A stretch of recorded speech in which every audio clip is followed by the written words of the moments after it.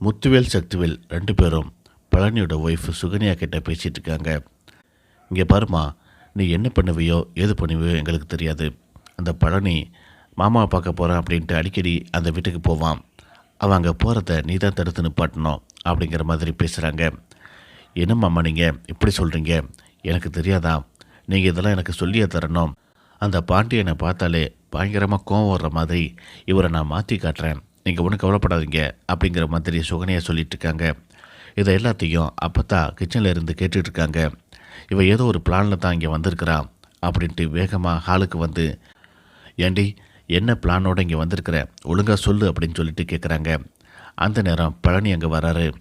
பழனி வர்றதை பார்த்துட்டு சுகன்யா அப்பத்தா கிட்ட, என்ன அப்பத்தா ஏன் என்னை அடிக்கிறீங்க அப்படிங்கிற மாதிரி நடிக்க ஆரம்பிக்கிறாங்க. பழனி பதட்டமா, என்னாச்சு என்னாச்சு, ஏன் அப்பத்தா ஏன் அடிக்கிற அப்படின்னு சொல்லிட்டு விசாரிக்கிறாரு. இதோட இந்த பிரம முடியுது.